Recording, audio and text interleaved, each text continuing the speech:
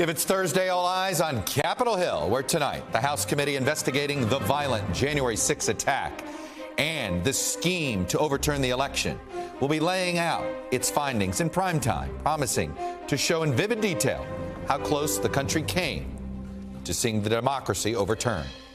I'll speak to lawmakers on both sides of the aisle here in studio about tonight's hearings, what information can break through, and about Congress's efforts to get meaningful gun reform legislation to the president's desk.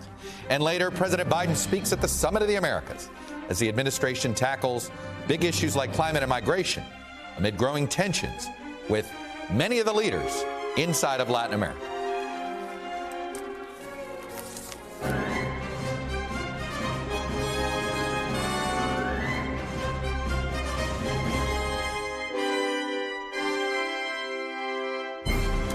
Welcome to Meet the Press Now. I'm Chuck Todd on what could be an historic day and night here in Washington, D.C. as the January 6th committee begins to present its findings to the American people. And that'll happen in just a few hours from now. This is the first of what we're told will be at least 6 hearings, nearly a year after the committee began its investigation. And as you might expect, committee members are hyping these hearings up. Some of them are hyping them up a bit bigger than maybe some of us expected. Jamie Raskin, he says it's going to blow the roof off the House. Adam Kinzinger, one of the 2 Republicans on the committee, says it'll change history. That's some big talk. Will it live up to that hype? It all depends on what kind of story they tell and how they tell it.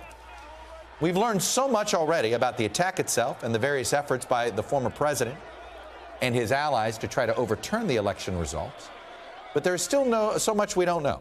What the president was doing during the attack, what his family and advisors have told the committee. In fact, we may see cameos of Ivanka Trump and Jared Kushner tonight. How organized was the attack itself? And was it really 2 different schemes? And the attack on the Capitol was actually after the initial plan failed.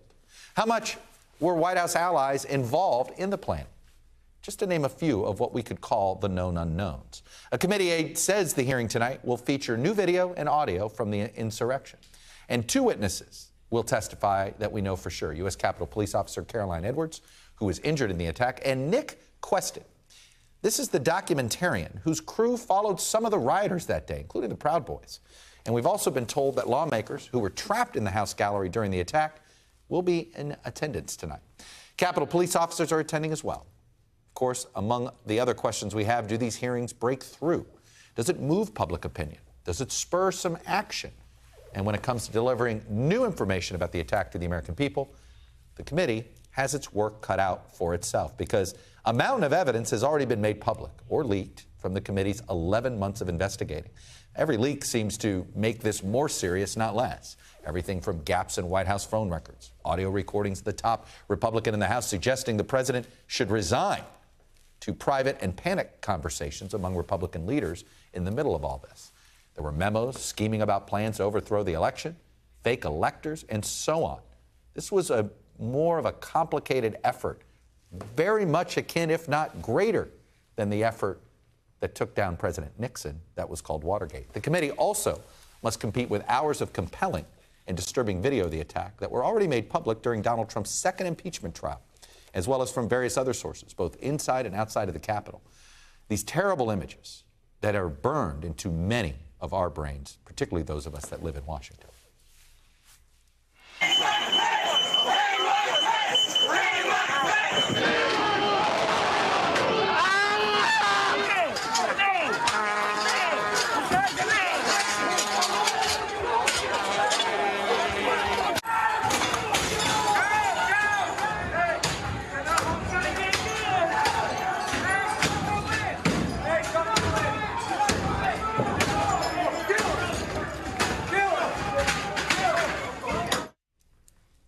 And perhaps, most importantly for the committee, it must contend with a public that's simply worn out with a lot of politics these days, and especially with the former president's role in January 6 and his efforts to overturn the election. Just 45%, by the way, of Americans say that Donald Trump was solely or mainly responsible for the attack on the Capitol, according to our latest poll that we released last month. It's down from 52% in January. For what it's worth, if that looks like a presidential ballot test to you, because that's what it looks like, it's almost identical to the Joe Biden approval rating. It was over 50% at that time. And of course, it's in the low 40s on a good day right now. Meanwhile, just 40% of Americans think the committee is conducting a fair investigation. Of course, another 40% think it's not fair. It is that evenly divided. Whether the public even trusts Congress as a body to conduct big investigations like this one, though, to me, is perhaps the biggest question of them all.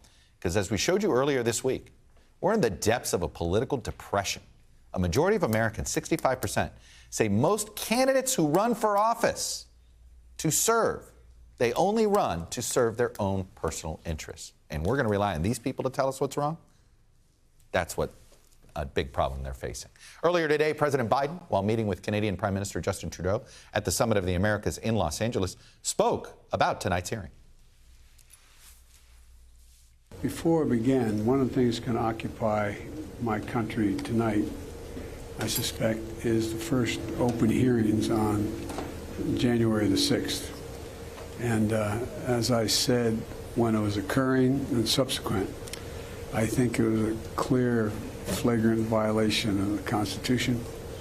I think these guys and women broke the law, tried to turn around the result of an election. And there's a lot of questions: who's responsible, who's involved. I'm not going to make a judgment on that, but I just want you to know that we're going to probably be, a lot of Americans are going to be seeing for the first time some of the detail that occurred. So we've got our full team of reporters here to help us break down what to expect tonight and what it means going forward and what we've already learned. So joining me now, NBC News Washington correspondent Yamiche Alcindor, NBC News Capitol Hill reporter Sahil Kapur, NBC News Justice reporter Ryan Riley. He's been our point man covering the various January 6 cases, working their way through the courts, and Politico's national correspondent Betsy Woodruff Swan, who has had her share of scoops from this committee. Thank you all. Sahil, you're in Capitol Hill. Give us a little bit of, there's a lot of different metaphors people are using about what we're to expect tonight. This is the first of what is a 6 or a 7-part series, if you will. So what should we expect here from this first episode?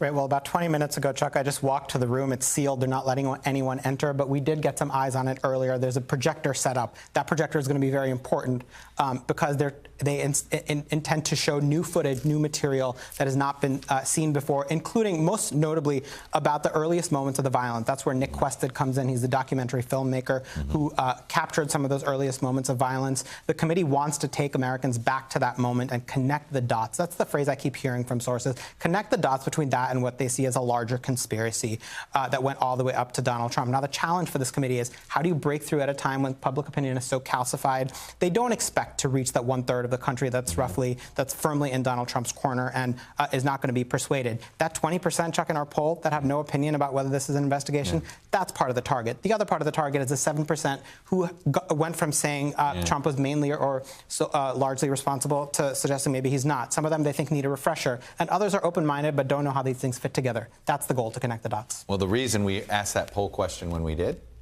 is we wanted to gauge where were things now, where were they and so I think that is going to be one way we're going to be able to measure by the end of the summer, where is that number? Did it penetrate? Yamiche, another question I have tonight is, at first people think, oh, it's one investigation, it's about January 6th. It appears to me now, I think we've all learned this, it's essentially there was a big effort to overturn the election, hard stop. Then there was this attack on the Capitol, when essentially Scheme A didn't work. How much are we going to, to me, I think the public thinks they know what happened on January 6th itself. When are we going to learn about essentially November 5th through January 5th? When I talk to lawmakers and Democrats, they say that this is part of the key goal for these public hearings. It's to make sure that people don't think that this was a sort of spontaneous riot, but rather that this was really a calculated event and that it went as it was supposed to go, that it wasn't just something that happened. When in talking to lawmakers, they understand the challenge that they have. You laid out the expectations that they're setting. I should tell you, I did some walking. I'm shocked that they're raising the bar like that. I'm shocked at that, too, because as Sahil was walking around the Hill, I was walking around D.C. talking to people, and I asked one woman, are you watching the hearing tonight? She said, what hearing? When I said the January 6th hearing, she said, is it the hearing on gas prices? That's where people that I'm talking to's minds are at. That is what people are focused on. And that, to me, tells me that Democrats feeling worried about this should feel worried. I talked to a senator this morning who said, I want this to change something, but I also think that people have already decided whether or not they think former President Trump is a hero or not. There was somebody I talked with earlier today who I assumed was going to be parked in front of these hearings. Oh, was that tonight? And I went, Wow, you're not paying attention the way I thought. Ryan, one of the things you've covered is all of the different investigations and charges that have been filed. How much is the committee, we know the committee shares with the Justice Department. How much does the Justice Department share with the committee? How much of the dots from what they've done with their prosecutions get used to connect with some things that the committee's been doing? I think DOJ wants them to share more. A lot of these interviews. Well, I'm talking about the other way around. Other way around, rather. Yeah. Yeah, I mean, I think it kind of goes both ways. I think there is a little bit of tension certainly rising between the committees, between the committee and DOJ at this moment. In some cases, you've seen instances where actually a lot of the defendants have purported to testify before the January 6th committee and use that in their sentencing hearing and say, hey, listen, I'm cooperating with this. I should get some credit for this, lower my sentence when they go before a judge.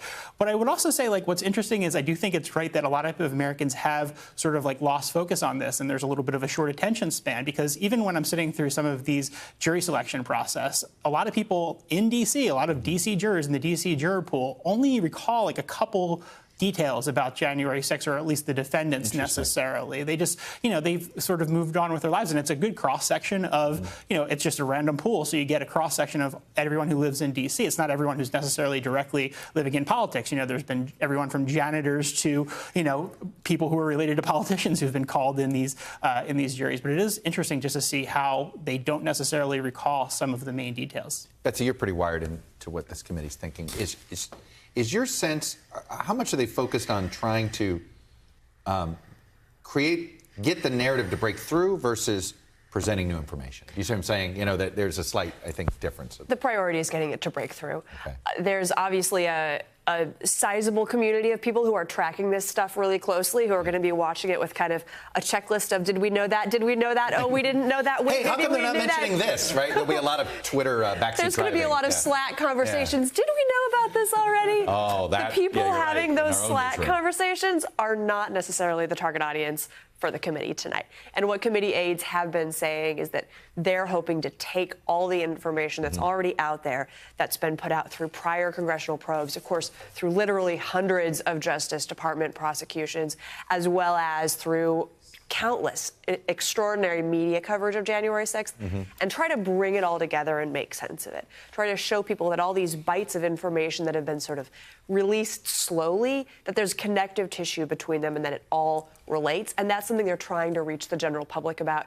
and not necessarily people who follow this stuff professionally. It's interesting. We know that Trump and now the Republican leadership, at least in the House, because Mitch McConnell's actually been a little more hands-off of trashing this committee per se, because he knows his hands aren't clean on it, because he could have had a bipartisan committee if he wanted it. So he doesn't attack it, but McCarthy does.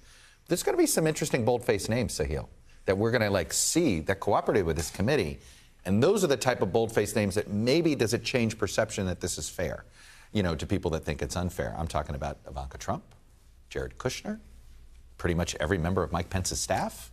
Right? I mean, there's some interesting people cooperating that we're going to see tonight, right? I was just going to say Mike Pence's people close to him are a key target for this committee because they see Pence as a crucial foil to Trump. He was integral to the plot to overturn the election, and he refused to go along with it. He refused to unilaterally discount electors. He had the former conservative judge, Mike Ludig, who is very popular in right-wing circles, developed that argument for him that simply no, vice presidents cannot do that. But yes, I think there's also a split among Republicans politically as to how to handle this. You have the entire leadership of the House GOP, which is firmly in Trump's corner, that wants to escalate this, that wants to counter-program.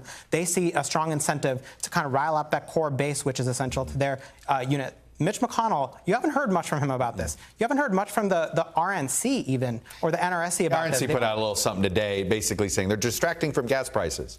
Right, because that's what they want to talk about. Right. They much prefer to talk about the economy. They don't see this as a winning political issue. They insist it's a wash. They say it's not a winning political issue for Democrats either. But there's the split. Some people want to talk about it, some don't. Well, let me bring in Mark Caputo here because he's got we know how the Trump folks want to push back today. And I say this because, Caputo, it's Trump's pollster who did the poll in Wyoming that you reported on today that has Liz Cheney down some 30 points. This to me is one of those, here's new information that doesn't tell us anything we already didn't know. But they clearly wanted it out today, correct? They did clearly want it out today. They did recently conduct it. They say it's a coincidence. It's a super PAC backing Liz Cheney's opponent. Harriet Hageman. Sorry, I stumbled for a second there. They conducted it to see if their ad campaign had worked, touting the endorsement of Trump for Hageman. Pardon me. Indeed, it did work.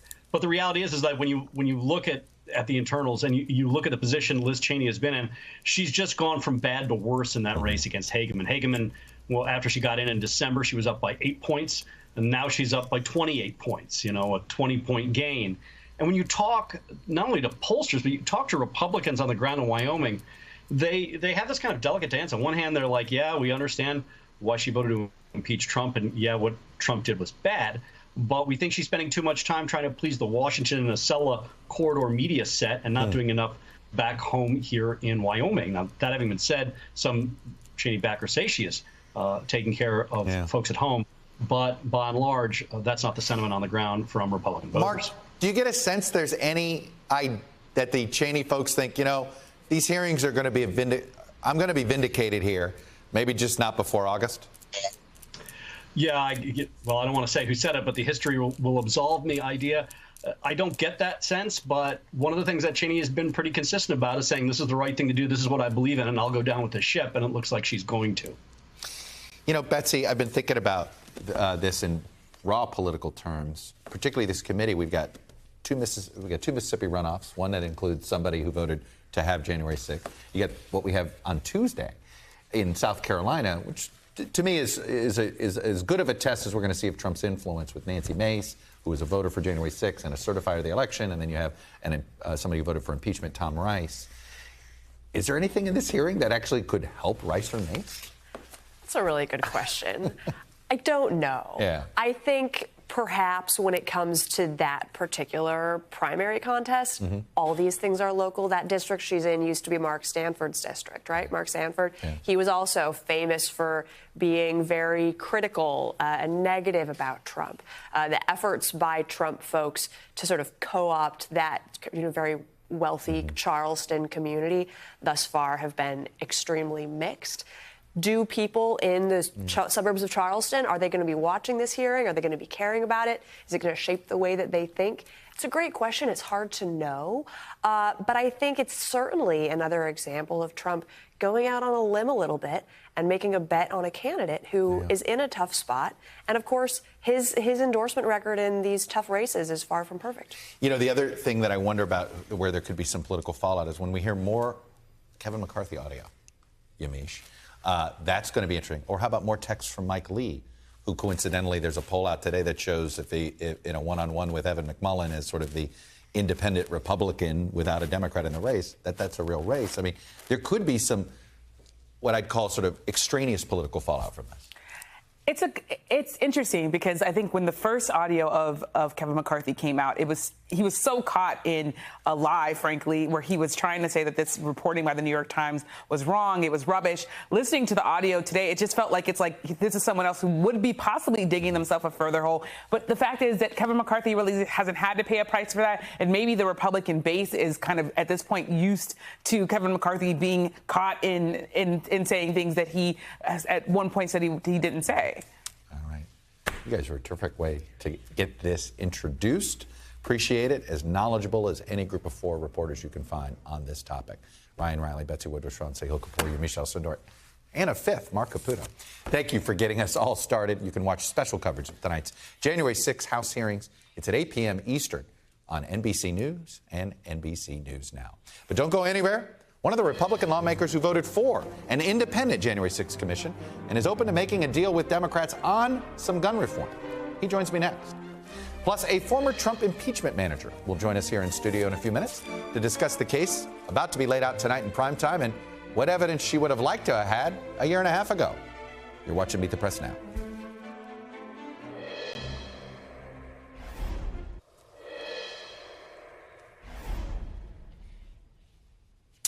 Welcome back.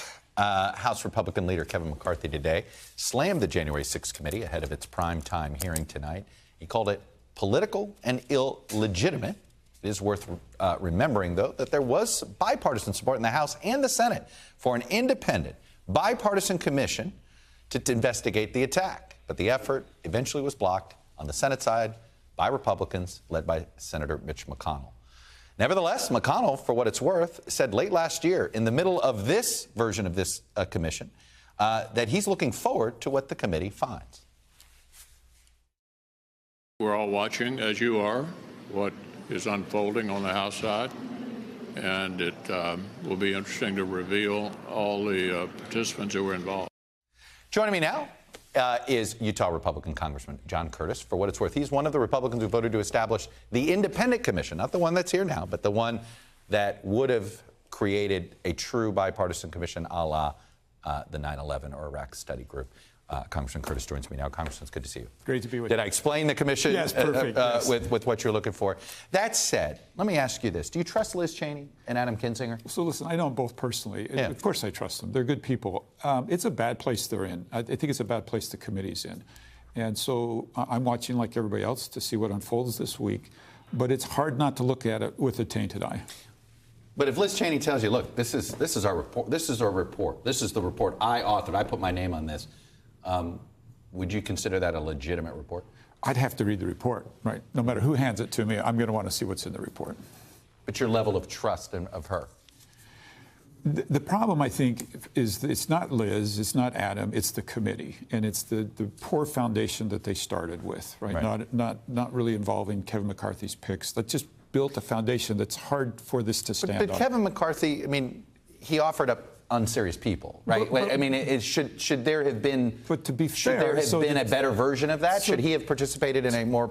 To be fair, so did Nancy Pelosi, right? And that's why let's go back to this independent commission. Think about this for a minute. In a jury, you never pick the victims to be the jury. We've picked the victims to be the jury here. And that's why this foundation is very, very difficult. We want people removed from this who can make a thoughtful decision about what happened, who can ask the right questions. And I think that's what we're missing. So a commission that would have been, say, Condi Rice and Tom Daschle. You know, we were floating, like, would that have been something that would have made a lot of sense? Now you're going to say, to begin with, this foundation is solid. Let's see if they can build on a solid foundation. What is a couple of the unanswered questions you hope to get some answers? Because you've said earlier this year, there's a bunch of stuff you'd like to know. Right. We had intel that there was going to be a problem. Why weren't we prepared? Right. Who made those decisions? Who made the decision not to call the National Guard? Why did it take so long to call the National Guard? Exactly what intel did we have? All of those things, I'm afraid, are not going to be in the report. And then how much that you've learned about the effort before, the effort that it looks like, I think, look, I'll be honest, I thought it was Keystone Cops for a while, but it looks like this was more serious in trying to overturn the election. Yeah, and that I'm very interested to see what they have there that shows us that. Let's see, right? I mean, I'm willing to take a look at what they have, and I would like to know what there was before January 6th that they can show us. Let me turn to the issue of guns. Sure. Because one of the reasons we reached out to you, you put out a very thoughtful statement. They're saying, look, you didn't like how the bills were being put together in the House, and you were basically saying, I want to be involved. I'm willing to be involved, but you didn't think that it was a fair process here. What are some of the things that you think is reasonable that you could take back home to Utah, raising the age limit, for instance? Could you take that back home and sell that? Let me start with the principle. The principle is almost all, if not all of us can agree, certain people should not have firearms. How do we get to that, right? That's I think, the question. And how do we decide who those people are? So for instance, the red flag law, it has a lot of merit, but has this big flaw that you don't get due process. I actually think we could come up with a red flag law that has due process. I've co-sponsored a bill like that in the past. And so on the federal level? Well, no, actually, it was a federal law. It incentivized states to do it. And that's how it seems like that's what the Senate negotiators are looking at, right? And let me point out why that's so important, because if you have to go to a federal court, you've got a huge problem. You want to go to a state court. That's why this is a better state law than a federal law. So let's get this in the right court, and let's deal with due process. Most of my Republican colleagues, that's their concern with the red flag is, you can't take due process out of this. Well, how can we get due process and make sure that people who don't have firearms don't have them? That's the conversation we need to be having. And then there's this, I noticed that one of the things, the sticking points, is this issue of 18 to 21. And there seems to be, would you be open to the idea that, look, we get it. You have a right at 18. You're a citizen at 18. But you know what? There's going to be a 7-day waiting period if you're 18 to 21 versus, once you hit 21, a different version. Let's have that conversation. Yeah. Let's have that conversation of during that period of time, are we looking at a little bit more than we look at John Curtis when he, Right, like juvenile records. Like that's the idea. Should that be looked at if this person wants to buy a gun? We're not going to look at your juvenile record unless you're trying to purchase a weapon. So I don't know that I'm prepared to say that's the exact formula, but I think those are the right questions to say. Is like, okay, listen, I know some of the most, I have somebody that works for me that's the most mature 19-year-old I've ever met, right? Well, how do we deal with that compared to this individual that 18 made this terrible decision, right? And like, we've had 2 18-year-olds in the last month, right? So what can we do to figure out how to navigate that? That's a conversation Republicans are ready to have, at least the ones I'm familiar with. And what about this idea of creating different categories of weapons? I understand, there's this idea that every weapon sort of falls under the Second Amendment. It's like, well, okay, look, shotguns, handguns maybe is one thing, but, if you want a 30-round magazine, that's something different, and maybe you need to get a license for that. This is a really hard one for me. I don't have an answer for you. I can tell as somebody who owns a fair amount of firearms, I've been involved with them quite a bit in the past. And let me come back to this 10 rounds. I don't know who came up with that number. That's not a good number, right? Okay.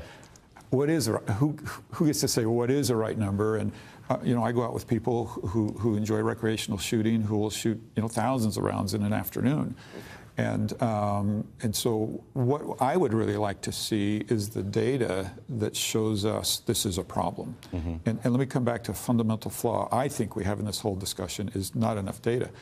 A couple of years ago, we actually changed a federal law that prevented federal money to be spent on studying. And you think it's about time we studied? It's about time we studied, right? We don't have the funding there. These questions that you're asking me, I'm going from like stipulation, right? Like things that I think intuitively.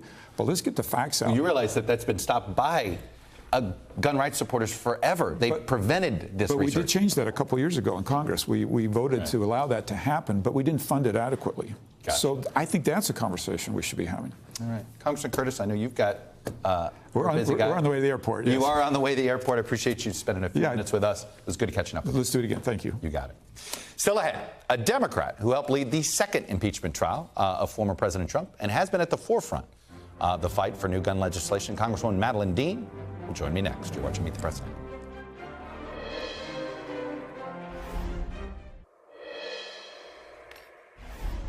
Welcome back. For a moment this afternoon, it seemed like there might be a deal on the Hill over guns before the weekend. You heard what Republican Congressman Curtis said just moments ago. Let's get an update on where the Senate negotiations are. Ali Vitale is on the Hill for us.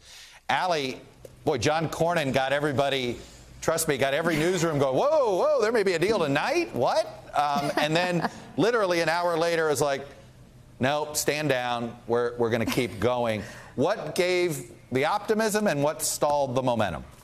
Isn't that the way the Hill works, though, sometimes, Chuck? I mean, you think you're on the cusp of something, and then you slide back down the hill. I think that's exactly what happened today. I think the Cornyn blip, if we can call it that, was something that was surprising to us because throughout the day we had heard from lawmakers that they had not yet reached a deal, and that's where we stand right now still. I think we should point out that the end of the week was sort of an arbitrary deadline that had been floated. It was somewhat optimistic and hopeful, but at the same time, it's something that the lead Democratic negotiator, Chris Murphy, had continuously knocked down in our conversations, where his message was effectively, if we can compromise and it takes longer than the end of the week, we're going to keep doing that. I think in terms of what they're doing right now, it's the putting the meat on the bone of policy. We've had these 4 buckets, if we can call them that, of policy proposals that they're trying to fill in right now. On things like school safety and mental health, they seem to have consensus. It's around the idea of background checks, where things are getting a little bit harder to fill in the blank on how they're going to go about that, specifically around, are they pulling in juvenile records? Right. How are they doing that? How would states implement that kind of a program? So that's the conversation sticking point right now. At the same time, though, I do still think that there's a lot of optimism here, and just because we got to the end of the week and didn't see anything, even with the excitement of potentially having a deal and then not having one, I don't think it makes it any less real that you could see a deal next week. All right.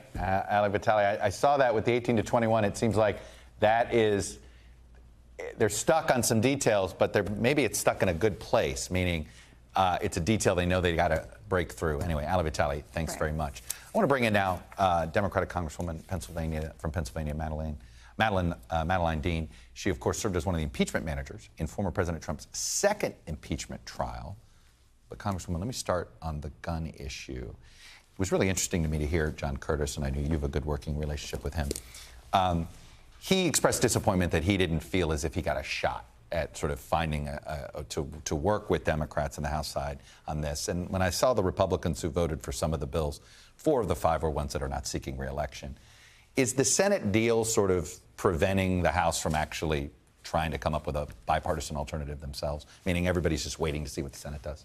No, I see it exactly the opposite. I see that we in the House have acted. You saw that I'm a member of Judiciary. Chairman Nadler brought us in during a district work period for an emergency session to put this package of bills together, common sense bills that will literally save lives, could have saved lives in many of these killings.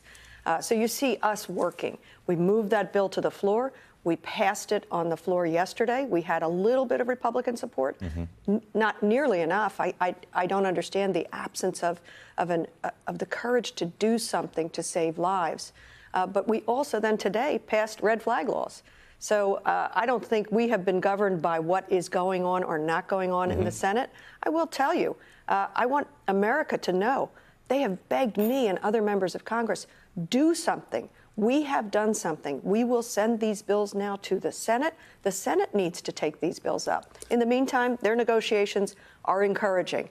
Arbitrary deadlines, not interested by me.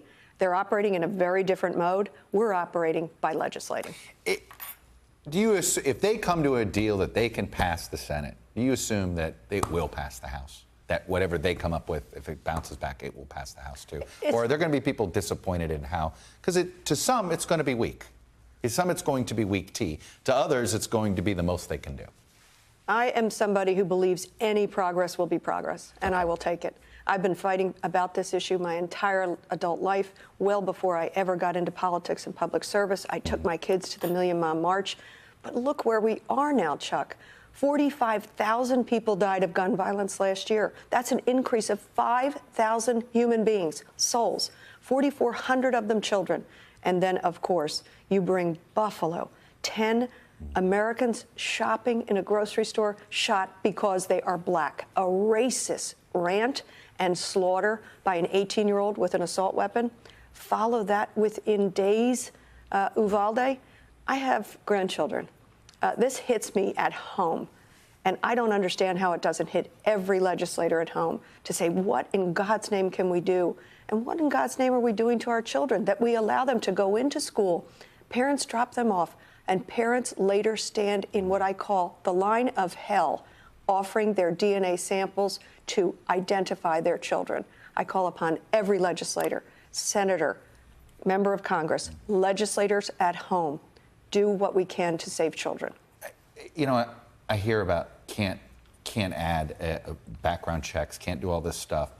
But do you think with the period of 18 to 21-year-olds, that 3 years, do you think that maybe creating a longer waiting period, maybe creating categories of weapons that they can or cannot purchase? You know, look, we get it, 18, there's a lot of things you become an adult, but there's some things you don't get to do, right? We already know that. It's called drinking, you know? So do you think there'd be bipartisan support just simply for something like that? I certainly hope so. I hope so in the Senate. We have it in the House. That was part of the package that we passed yesterday. And let's think about it. I think what people don't realize is that carve-out was originally for long guns, rifles, so that your kid could go hunting with you. Your 18, 19, 20-year-old could go hunting with you. The definition of long gun has changed quite a bit. Yes. And I'm from Pennsylvania, and we have this carve-out for long guns.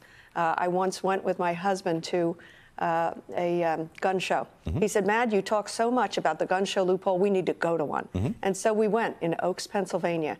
And guess what? There we saw a display of AR-style weapons, assault-style weapons, and 3 young people walking by. And guess what one said to the other? One young man, they're probably 20s, one young man said to the other, boy, I'd like to have one of those weapons. Knowing he was a prohibited purchaser, his buddy said, I could buy it and just say we sold it privately. That is a loophole in our background check system that is literally lethal beyond the 18 to 21-year-old gap that is just insanity. Let's move to tonight's events. You're in a unique position. You were involved in the second impeachment, which was about the former president's actions or lack of actions that he took in his in and around January 6th. How much do you think you're going to learn tonight? Because you were privy to a lot of stuff. Now, granted, it was basically the most you could find out within a 6-week period. But how much do you expect to learn tonight? I believe we'll learn a lot. After all, this is a committee, a bipartisan committee of people of extraordinary integrity who have interviewed more than 1,000 people. They have hundreds of thousands of documents, whether they're text, social media, emails, and more. I expect we will learn a lot. And what matters to me, I'm actually going to be there tonight because it really. You're not going home. You're not. A lot, and no offense, a lot of members are going home tonight, right? There's nothing wrong with going home. Right. But I said to my team, I want to be there. This is a moment in history. It matters to me because I was personally there on the 6th. But much more importantly, it matters to me because our country, our democracy hangs in the balance. And I honor the extraordinary work of this committee under incredibly difficult circumstances. We have a need to know. It seems, on one hand, I think many Americans think this is an investigation about what happened on January 6th.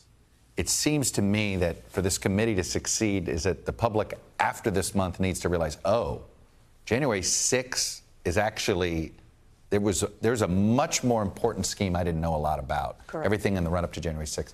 Do you think they'll be able to successfully educate the country on this? I have every confidence. I have talked to members of the committee. As you know, I'm friends and colleagues and admirers of their extraordinary public service. I think the challenge is going to be whittling down the information that they have.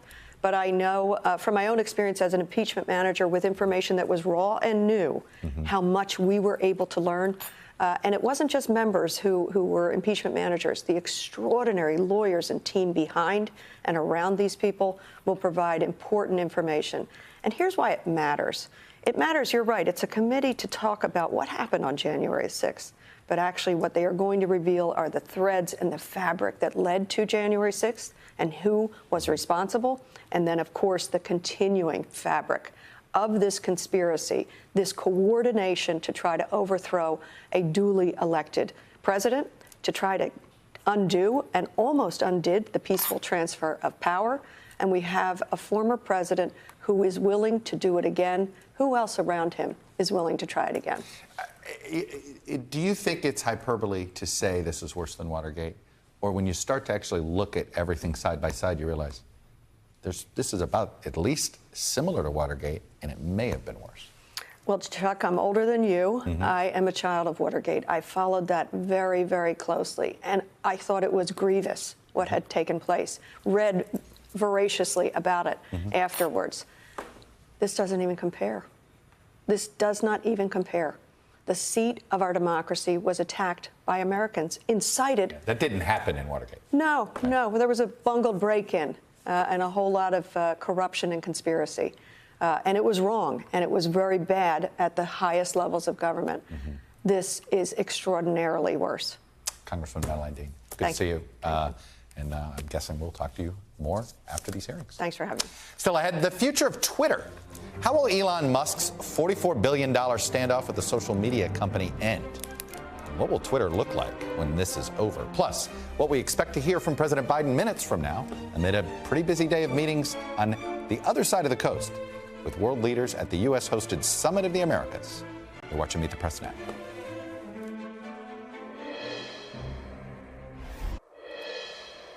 Welcome back. A little change of pace here. The potential deal to sell Twitter to billionaire Elon Musk will soon be in the hands of company shareholders. The company told employees they plan to put the deal to a vote by the end of the summer. But no matter what shareholders decide, it's Musk himself that appears to be the biggest threat to the sale.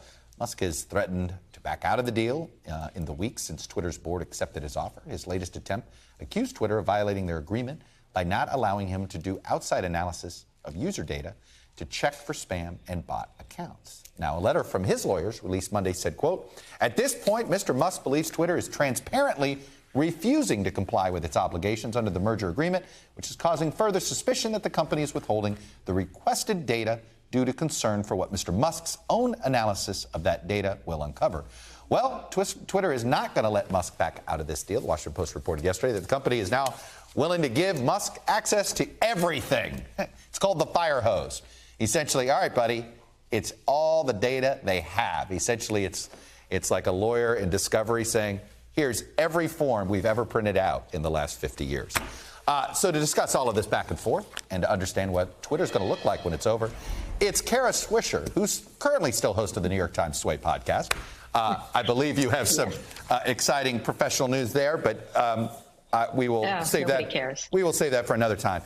I am fascinated by this story because, and you and I know each other well enough that I think you know where I'm going here, which is I feel like when all is said and done, Twitter's going to get turned into Reddit, meaning it's going to become marginalized in some form, either because Musk does take it private and people leave the platform, or Musk backs out of the deal and everybody leaves, the important people leave. Is Twitter going to survive this? It's going to be really hard because they're being buffeted by constant attention that Musk engenders and Musk creates. I mean, Farhad Manjoo had a really good column in the Times today. It's always about the drama. And so that's not good for any company to be under a constant state of siege by someone who loves attention. So that's an issue. And then there's the other issue of constantly having to struggle with him. And today yesterday they did this calling his bluff by handing over the data. I thought that was pretty brilliant on their part because they are going to force him, and they kept using the term enforce the contract, which he agreed to pay $54.20 a share, which is a lot more than what it's worth right now, which is just under $40. Look, I feel like if you know Musk a little better than I do, is he trying to get out of this, or is he simply trying to get a better deal? Both. I would say both. He's trying to get a better price, and if he can't get a better price, trying to find some excuse to get out of it. He's changed quite a bit recently. I interviewed him in September, and some of the stuff he's tweeting about seems unlike him, the Elon Musk I knew, or I know. And he's been hard to reach. I don't know quite what he's doing. Right at this point, but I do think he wants to buy Twitter at its heart, but he realizes his price is somewhat ridiculous, and so it would be like throwing money down a hole to pay that much more for a company than what it's worth right now. It's funny you say that about we're all trying to figure out what's going on in Elon Musk's head. Usually when you see that about somebody who spends way too much time on social media, you basically say, hey, they're living too much online. Is he too online? Is that sort of what's distracting him?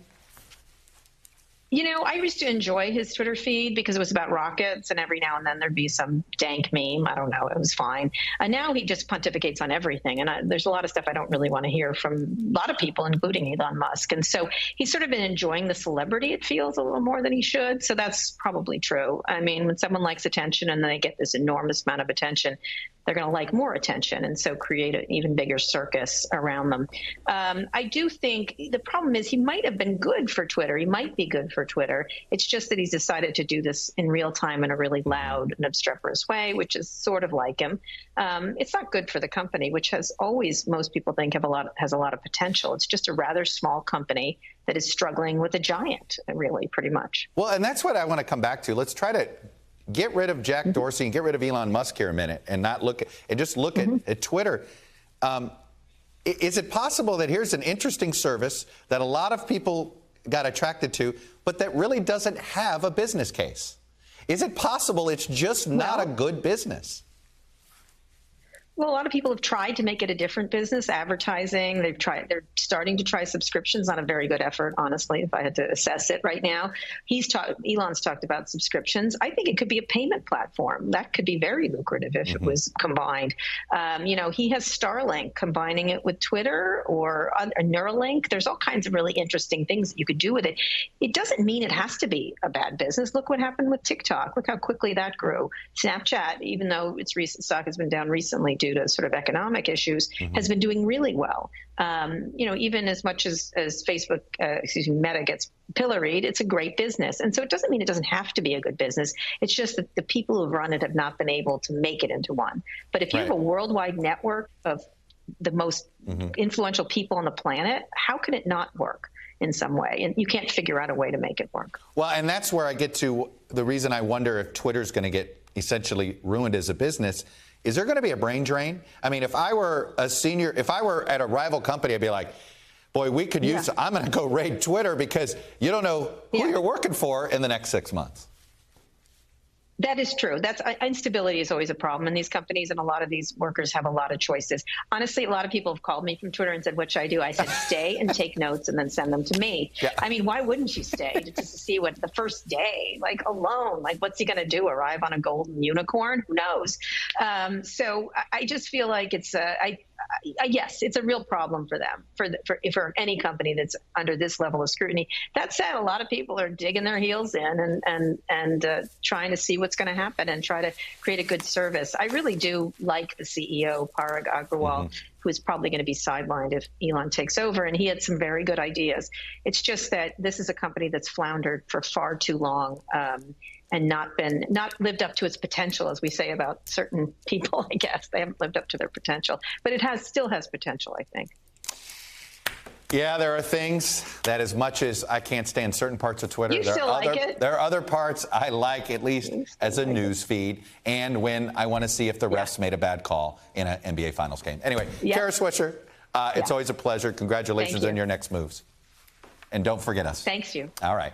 President Biden just spoke at a meeting of Caribbean nations at the Summit of the Americas. He is then set to give more formal remarks in just a few minutes. Yesterday, he declared democracy is a, quote, hallmark of our region, despite the summit being overshadowed, at least in part, by who is not there. President Biden is pushing forward with his agenda, including announcing a new initiative that he hopes will combat climate change and create jobs throughout the hemisphere. Mike Memoli is covering the summit for us. He joins us from Los Angeles. And Mike, they are desperately trying to put a happy face on this summit, but it feels like whether it's being overshadowed by events here in Washington or, again, the most important countries you need there are not there, at least the leaders, meaning those Northern Triangle countries.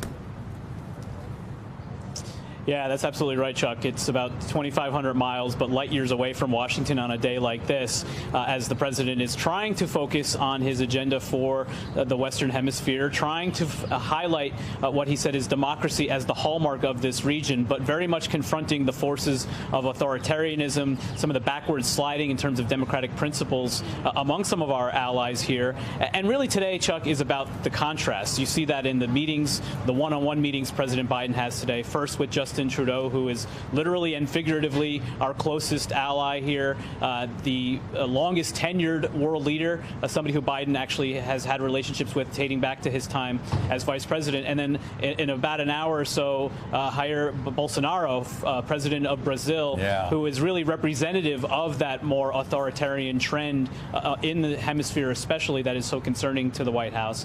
And then as it relates to immigration, we're going to get finally some details on this much touted agenda for migration that the president is going to be discussing tomorrow. They've been deliberate about how they've structured the summit, Chuck. Yesterday was about health infrastructure because the pandemic was what created an economic crisis, which the president is talking about how to combat today, which they say is the real driver for migration, which the president's going to lay out how to deal with tomorrow. But not having those Northern Triangle countries here is certainly put a damper on the proceedings. And it's notable that the president went out of his way, I thought, Chuck, to bring up the January 6 hearings. Frankly, not a lot of attention on his involvement here. But in talking about democracy versus autocracy, it's worth noting the troubling trends even in our own country and what we saw on January 6 and what it portends for democracy in the long term as well. You brought up Bolsonaro. Bolsonaro is already trying to use Trump's questioning of the election in 2020 to raise doubts about what's happening in an election right now that he, if you believe the polls, he is behind in, a la that. Do you expect January 6th or the election to come up with Bolsonaro? You can try. Well, what the White House says is absolutely this is something that the president wants to discuss with him, that the importance of democratic principles is important. It's worth noting, Chuck, when Biden was the vice president, he joked that Obama gave him this hemisphere to run, sort of. He was in charge. He made 16 trips to the countries in the region as vice president. Brazil was one of the countries he visited most often. He developed a relationship with Dilma Rousseff, of course, the previous president of Brazil. And so it's on his radar. Officially, why Brazil is raiding a meeting today is because of the focus today on climate provisions. There is a part that Brazil is entitled to, but that's obviously a larger concern in terms of democratic norms. Well, the reason Bolsonaro apparently came is because Chris Dodd got him a meeting with the president. Anyway, Mike Memoli, enjoy the covering L.A. out there, and thank you all for being with us this hour. We'll be back tomorrow with more Meet the Press Now. NBC News Now coverage will continue with Hallie Jackson right after this break, and we will see you tonight. Thanks for watching our YouTube channel. Follow today's top stories and breaking news by downloading the NBC News app.